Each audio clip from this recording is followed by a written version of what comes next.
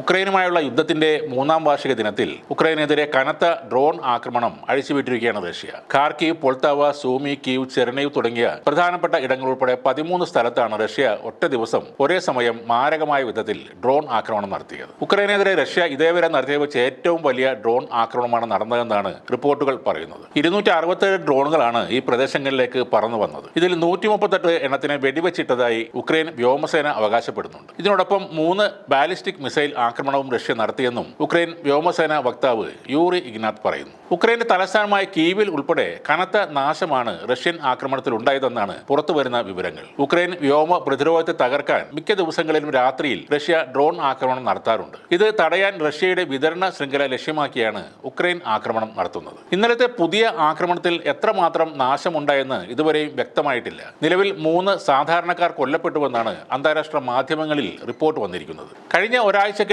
മാത്രം 1150 ഡ്രോൺ ആക്രമണങ്ങളാണ് റഷ്യയുടെ ഭാഗത്തു നിന്നും ഉണ്ടായത്. 35 മിസൈൽ ആക്രമണങ്ങളും 1400 ഗൈഡഡ് ബോംബുകളും റഷ്യ ഉക്രൈന് നേരെ പ്രയോഗിച്ചു. 2022 ഫെബ്രുവരി 24-ലാണ് റഷ്യ ഉക്രൈനിൽ അധിനിവേശം നടത്തിയത്. നാറ്റോയുടെ ഭാഗമാകാനുള്ള ഉക്രൈന്റെ ശ്രമത്തിന് പിന്നാലെയാണ് തർക്കങ്ങളും റഷ്യൻ അധിനിവേശവും ഉണ്ടായത്. റഷ്യയുടെ ഈ വ്യോമ ഭീകരതയെ അപലപിച്ച സെലൻസ്കി ഉക്രൈന്റെ സഖ്യകക്ഷികൾക്കിടയിൽ ഐക്യത്തിനു വേണ്ടി ആഹ്വാനം ചെയ്തിട്ടുണ്ട്. പലപ്പോഴും ഉക്രൈനിലെ ജനങ്ങൾ വ്യോമ ഭീകരതയ്ക്കെതിരെ നിലകൊള്ളുന്നുവെന്നും അദ്ദേഹം എക്സിൽ കുറിച്ചു. വ്യോമ പ്രതിരോധം തളർത്തുക എന്ന ലക്ഷ്യത്തോടെ ഉക്രൈനെതിരെ മാസങ്ങളായി റഷ്യ ഡ്രോൺ ആക്രമണം നടത്തിവരികയാണ്. ഉക്രൈന്റെ തലസ്ഥാനമായ കീവിൽ ഉൾപ്പെടെ 5 നഗരങ്ങളിൽ കനത്ത നാശമാണ് ഈ ആക്രമണം മൂലം ഉണ്ടായതെന്നാണ് റിപ്പോർട്ടുകൾ. സ്വന്തം രാജ്യത്ത് നിന്നുപോലും കനത്ത എതിർപ്പുകൾ നേരിടുന്ന ആളാണ് വ്ളാഡിമിർ സെലൻസ്കി. ഈ യുദ്ധത്തിൽ നാറ്റോയുടെ ചില സഹായങ്ങൾ ലഭിക്കുന്നുണ്ടെങ്കിലും അമേരിക്കൻ സപ്പോർട്ട് ഇപ്പോൾ വളരെയധികം കുറഞ്ഞിരിക്കുകയാണ്. അമേരിക്കയിൽ ഡൊണാൾഡ് ട്രംപ് അധികാരത്തിൽ വന്ന ശേഷമാണ് ഈ നിർണായകമായ മാറ്റം ഉണ്ടായത്. റഷ്യൻ സൈനിക കരുത്തിനു മുന്നിൽ കീഴടങ്ങുകയല്ലാതെ